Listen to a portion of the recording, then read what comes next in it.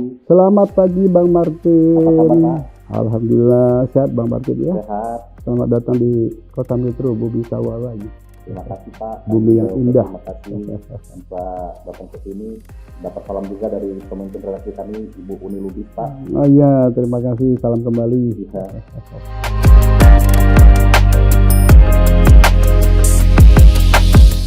Saat saya mendapat amanah wali kota ini, saya juga seorang ASN gitu, 27 tahun. Ketika saya menerima amanah ini, ada tujuan tentunya yang lebih baik lagi.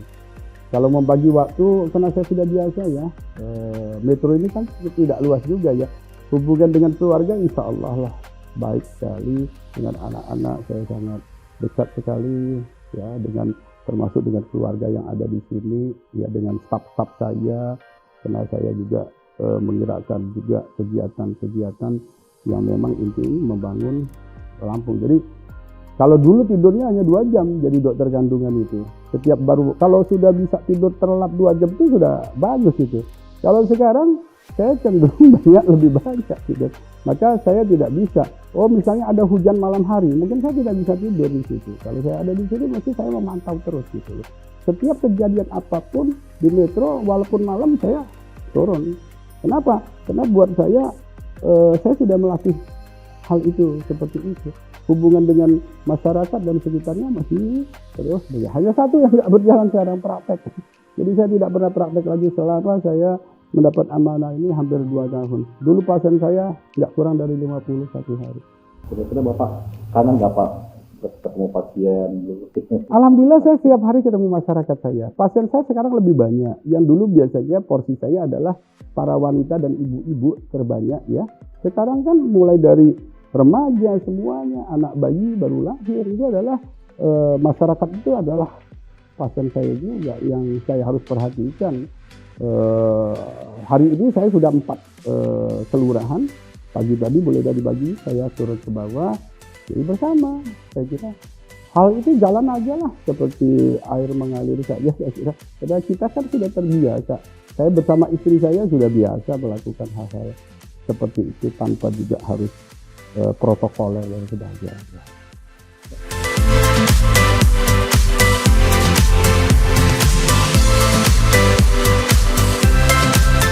Ya, terima kasih. 26 Februari 2021 saya bersama dengan Bapak Wakil Wali Kota, Bapak Dr. Andes Komaruzzaman MA, dilantik sebagai Wali Kota Metro, memegang amanah dari masyarakat. Tentu kita harus punya buku yang nanti menjadi rapor kita juga. Itu tertuang dalam Perda nomor 7 2021 tentang RPJMD 2021-2026. Pokok-pokok pikirannya tentu satu, bagaimana dalam visinya kita ingin membawa Metro ini, karena RPJP-nya adalah kita kota pendidikan sejak 2005 sampai 2025 pada RPJP pertama kita. Dan kita sudah melampaui satu tahap keempat dari RPJP kita, yaitu Learning Internalization Society. Maka visi kita menggambarkan itu tentunya, karena proses pembangunan itu harus berkelanjutan, tujuan pembangunan berkelanjutan. Visi kita adalah terwujudnya kota Metro berpendidikan, sehat, sejahtera, berbudaya. Dalam pencapaian itu butuh 5 misi. Yang pertama, bagaimana sumber daya manusia. Sumber daya manusia itu penting saya kira sebagai investasi besar pembangunan kita, dan ini sejalan dengan Sustainable Development Goals kita ya sampai 2030 dan bonus demografi kita. Yang kedua tentu bagaimana kita menyehatkan masyarakat dengan beberapa program-program. Salah satu program-program adalah bagaimana mengcover masyarakat dalam universal health coverage-nya. Dan alhamdulillah 82% di tahun 2020, saat ini 2021 bersama dengan DPRD kita sepakat bersama untuk meningkatkan universal health coverage, mengcover masyarakat sebanyak 95%. Dan saat ini terakhir pada bulan Oktober kemarin kita sudah mencapai 99,4%. Yang ketiga tentu masyarakat berdaya. Itu apa? Dengan apa? Dengan kewirausahaan kita. Maka kita mempunyai MB2, Metro Bangga Beli Kita, yang tentu kita launching pada bulan April 2021. Dan ini alhamdulillah sejalan dengan apa? BBI, Bangga Beli Indonesia. Terus yang keempat tentu infrastruktur yang kita inginkan. Jangan melupakan juga lingkungan. Seperti kita tahu bahwa metro ini memang sudah dikreat demikian baiknya. Kita ini adalah kota yang memang sudah dibuat demikian baik untuk hunian oleh saat kolonisasi dulu, saya kira. Maka kita harus berpikir bagaimana lingkungan itu harus dijaga dengan sebaik-baiknya. Dan yang kelima, bagaimana kita ingin pelaksanaan pemerintahan itu berjalan dengan sebaik-baiknya, mencapai good government kita melalui apa? Dua, good corporate ya, dan tentu civil society-nya. Jadi tatanan masyarakat dan tentu tata kelola pemerintah yang baik. Apakah menghadapi tantangan juga Pak atau kendala untuk implementasi program yang telah Bapak tuliskan Pak? Setiap program tentu mempunyai satu hambatan. Maka tentu kita berbasis risiko. Selain effect analisis, ya, kemudian tentu kita mencari akar masalah dari permasalahannya. Saya seringkali sampaikan kita membangun itu tidak melihat ke belakang, kita membangun melihat ke depan. Apa yang sudah dilampaui oleh pendahulu kita lakukan apa? Evaluasi ulang, analisa evaluasi, mana titik-titik yang dibutuhkan oleh masyarakat. Yang utama tentu bagaimana membangun sumber daya manusia berkelanjutan dan membangun lingkungan berkelanjutan. Jadi infrastruktur tentu yang harus kita pikirkan, sarana prasarana dalam mencapai visi tersebut dalam melalui 5 misi. Kemudian muncul apa yang disebut 9 program. Nah, setelah itu kita harus melihat apa? Kemampuan kita, daya kita. Material, metode, ya, kemudian mesin dan sebagainya. Dan jangan lupa melakukan evaluasi apa yang sudah kita kerjakan. Per tahun sekali tentu dalam RPJMD 2021 kita melakukan analisa evaluasi terhadap apa? Penyelenggaraan pemerintahan. Yang goalnya hanya satu kok, mensejahterakan masyarakat. Nah, setelah itu kita bisa melihat kekuatan kita seperti apa, ya, tantangan yang kita hadapi, kelemahan kita seperti apa, kemudian upaya opportunity kita seperti apa, dan tentu banyak hal lain saya kira. Dan itu nggak bisa dikerjakan sendiri, dikerjakan bersama. Pemerintahan dalam ini adalah eksekutif legislatif, kemudian bersama dengan Forkopimda, bersama dengan civil society-nya. Kita bangun bersama-sama komunitas-komunitas masyarakat, pemuda, generasi Z tadi, generasi M. Maka kita membentuk MILF namanya, Metro Youth Leadership. Ya, yang kita ingin semua tidak ada yang tertinggal dalam pembangunan ini. No one left behind. Saya kira itu.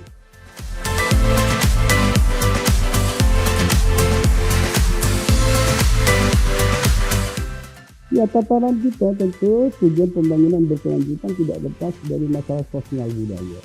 Kemudian peningkatan ekonomi, ketahanan dan sebagainya, tentunya tadi yang saya sampaikan masuk dalam visi, misi dan 9 program tersebut.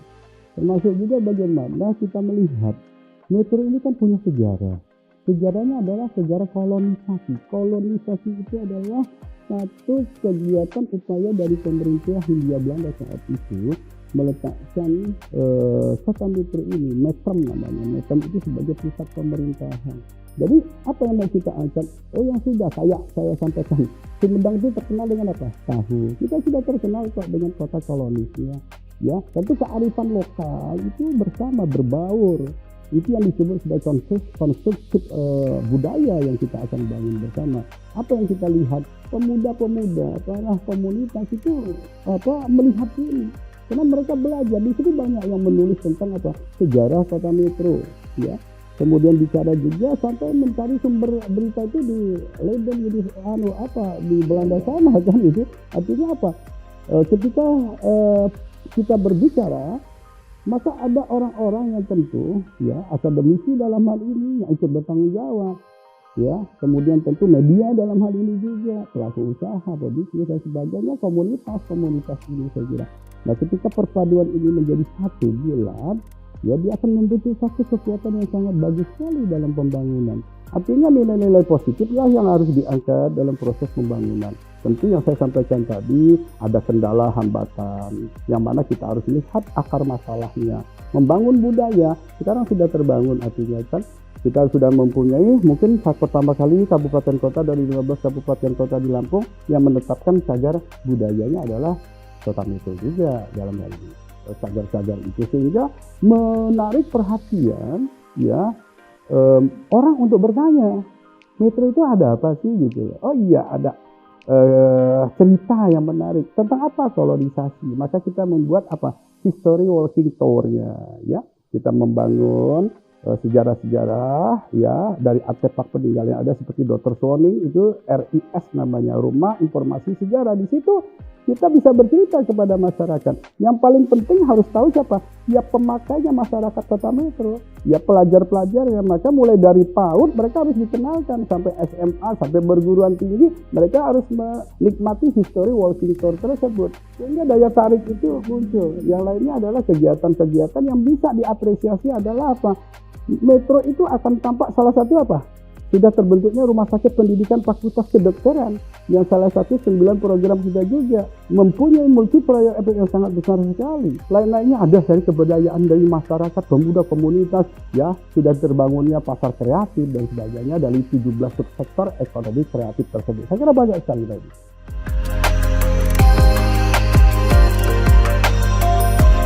Ya kalau kita lihat backbone tulang punggung dari kebudayaan itu adalah UMKM. Ya, sesuai dengan pasal 33 saya kira dalam hal ini dalam pembukaan Undang-Undang Dasar juga salah satu bagaimana kita memajukan kesejahteraan umum itu. Maka kita melihat UMKM ini adalah satu backbone tulang punggung kebudayaan. Pandemi Covid-19 saya kira membangun kita untuk lebih resiliensi kita. Ketangguhan kita bangun, tapi apa? Pemerintah butuh kecerdikan. Maka saya sering sampaikan kepada OPD, organisasi pelaksana yang melakukan satuan kerja di pemerintahan. Masing-masing organisasi tersebut, kepala dinas itu harus melakukan cross cutting dia. Pekerjaan-pekerjaan yang digotong royong bersama siapa? Komunitas. Kalau kita bicara tentang pentahelix, ya itu yang di situ. Saya suka bicara tentang polyhelix ya. Polyhelix itu adalah siapapun helix itu yang mempunyai pengaruh besar terhadap daya ungkit pembangunan. UMKM kita berapa di sini? Ada 14.000 catatannya. Ya, yang mikro kita kurang lebih 12.000 sekian. Kemudian yang kecil kita sudah berambat kurang lebih sekitar 2.000-an sekian. Kemudian yang menengah sudah ada kita. Ya, jadi apa yang mau kita berdayakan? Pemerintah harus berada di titik itu, memberikan fasilitasi dalam teknologi misalnya. Saya kira masyarakat Metro dengan IPM kita yang cukup tinggi ya. IPM kita adalah 7,49% dan alhamdulillah Lampung lewat Bapak Gubernur kemarin menyampaikan kepada kami kepala daerah bahwa kita naik dalam indeks pembangunan, sudah masuk indeks pembangunan manusia tinggi. Untuk Lampung ini baru ini tercapai tinggi. Tapi kalau untuk Metro bersama dengan Bandar Lampung indeks pembangunan manusianya tertinggi dia antara Bandar Lampung dengan Metro, juga sebagai barometer pertumbuhan ekonomi. Saya kira ini mempunyai daya ungkit. Maka perlu kerjasama juga, kerjasama antar daerah, ya komunikasi dengan siapa saja yang harus kita lakukan. Saya kira itu.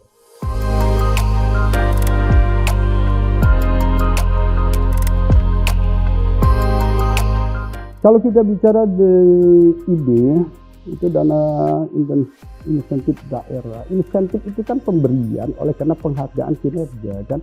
Yang dilihat dari mana kinerja, apa yang menjadi indikator? Satu, pencapaian penanggulangan pandemi COVID-19 yang kita juga dihargai oleh Kapolri sebagai saya diberi penghargaan juga sebagai wali kota dalam melaksanakan strategi tata laksana PPKM berbasis masyarakat dengan membentuk Kelurahan Tangguh Nusantara terbaik se-Lampung ya. Kemudian juga kita lihat bagaimana peran kita dalam penanggulangan inflasi. Alhamdulillah kita merupakan daerah 3 terbaik sekawasan Sumatera dalam penanggulangan inflasi.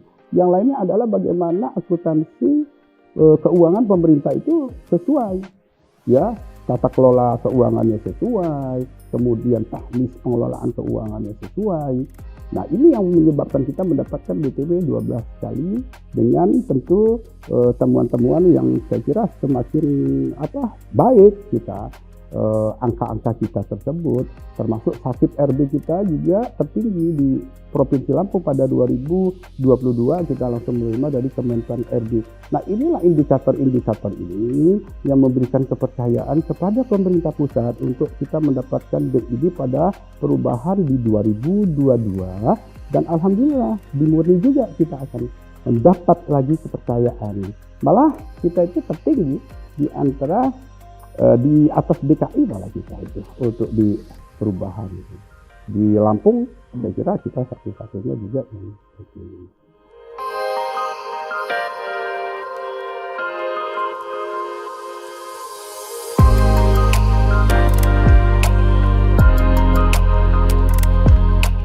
Nah, ini PR kita bersama, saya kira Indonesia mencanangkan 2024 itu 14%. Saat kita terdata secara nasional oleh WHO itu posisi kita di 27,7 pada 2016 saat itu. Maka Bapak Presiden, saya masih ingat dalam satu karya tulis saya juga, saya cantumkan apa yang disampaikan Bapak Presiden Jokowi pada saat kemenangan beliau yang kedua, sumber daya manusia.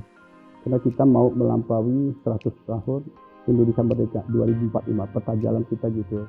Stunting perhatian kita. Stunting itu adalah kejadian kronis. Yang terjadi apa? Karena dari awal bibitnya, ya, prakonsepsi. Maka kita punya namanya Jamapai, Jaringan Masyarakat Peduli Anak Ibu dalam 7 pilar, yang mana kita 1000 hari pertama kehidupannya sudah kita harus pikirkan. Saya kemarin beberapa kecamatan sudah saya sampaikan semua lewat camat dan lurah, dia kader tim pendamping keluarga, kita punya 330 tim pendamping keluarga di sini.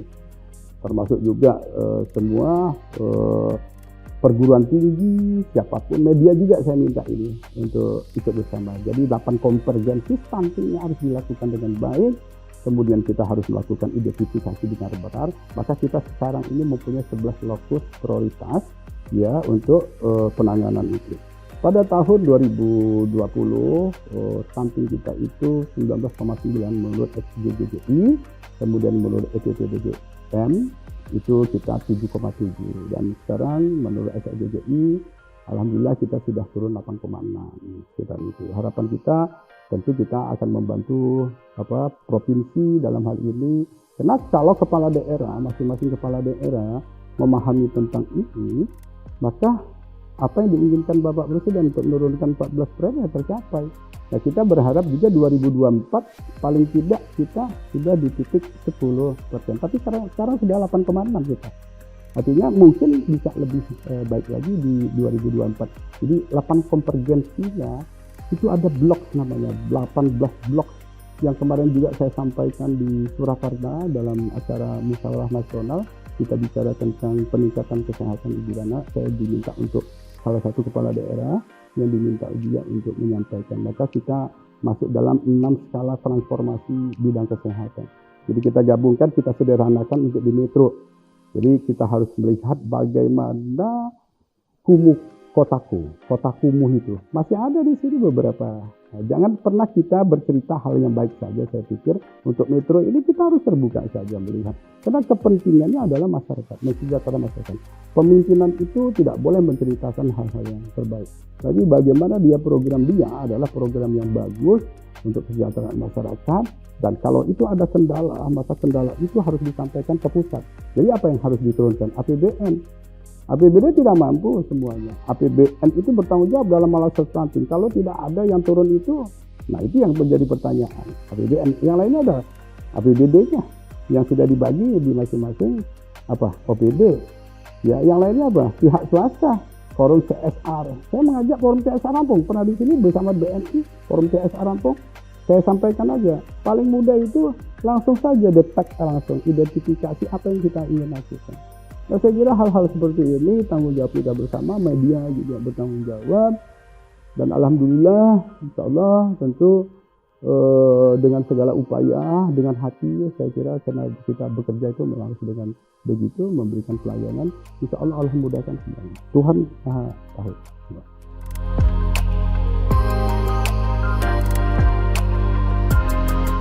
Ya, terima kasih. Tentunya saya akan menyampaikan lagi DID yang tadi itu digunakan tentu untuk kesejahteraan. Itu yang paling penting. Bagaimana program-program dari pemerintah, termasuk juga dalam hal UMKM. Ya, kita juga mengharapkan semua masyarakat yang mempunyai usaha itu harus ber-NIB dulu gitu. Karena berbasis risiko, ya, karena kita tahu upaya-upaya ini akan memunculkan ketangguhan, resiliensi yang saya bilang tadi.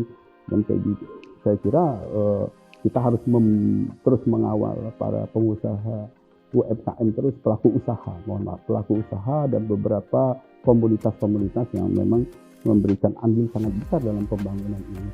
Dan tentu juga pesan terakhir kepada generasi Z, generasi M kita, saya kira ini adalah bonus demografi kita ya, 2030.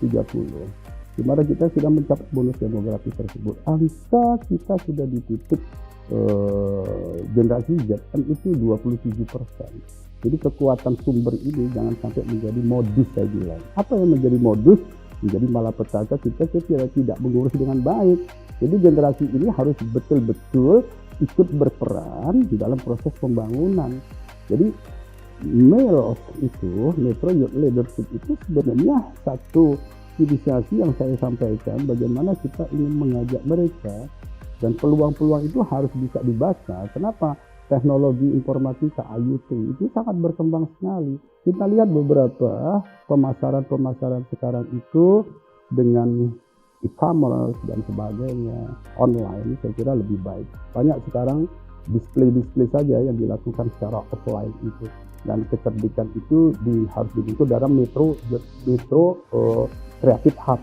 Kita mempunyai Metro Creative Hub yang kadang-kala juga saya minta kepada OPD harus memahami bahwa Metro Creative Hub itu adalah salah satu juga mengapresiasi dari generasi Z. Siapapun juga, termasuk kaum difabel kita kan, seperti batik ciprat, kemudian ada training yang dilakukan anak difabel kita, contohnya Sinta dan sebagainya. Ini membentuk satu pusat Metro Creative Hub-nya itu display bagaimana di 22 kelurahan, 5 kecamatan. Karena kreatif itu bicara bukan pemerintahnya. Kreatif itu adalah masyarakat yang kreatif diapresiasi, difasilitasi oleh pemerintah. Sehingga semua OPD melihat itu. Tidak hanya UMKM saja, tapi pemberdayaan masyarakatnya ya. OPD pemberdayaan masyarakat, termasuk Kominfo harus melihat seperti ini. Kenapa? Kalau kita lalai dalam memberikan informasi, ya, maka seolah-olah Metro itu tidak ada. Kami ingin Metro itu ada, dilihat orang. Apalagi akses ya jalan ya, kita sudah mulai terbuka. Jadi akses informasi lebih terbuka lagi. Dan saya berharap sekali pada ASN juga, pada masyarakat Metro, selalulah berpikir positif bagaimana membangun Metro. Jadi menyuarakan hal-hal yang positif di media. Saya kira media ini adalah tolak ukur keberhasilan ketika orang mengenal banyak Metro. Saya kira dengan luas wilayah yang tidak luas, hanya 73,21 km persegi, ya, ada lahan pertaniannya juga sini, sangat apik elok sekali. Saya kira ketika kita bicara tentang sumber daya manusia yang dibangun sebagai investasi pembangunan kita, IPM kita tinggi, kemudian angka sekolah kita juga baik. Saya kira di sini ada 14 perguruan tinggi, fasilitas kesehatan ya sebagai jasa kita sudah baik, sebagai pusat perdagangan kita sudah baik.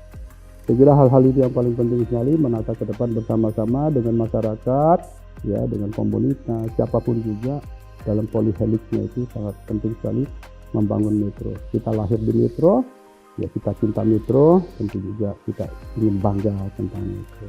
Metro bangga beli, salah satu kebanggaan, bangga akan semuanya. Maka hidup di Metro ini adalah satu hal yang menurut saya sesuai dengan bumi saya ya, bumi yang indah. Selamat. Oke, begitulah nilai dan ganti wawancara kami IDN Times bersama Wali Kota Metro Bapak Wahdi Sirajuddin. Kita bertemu lagi di edisi wawancara selanjutnya. Terima kasih.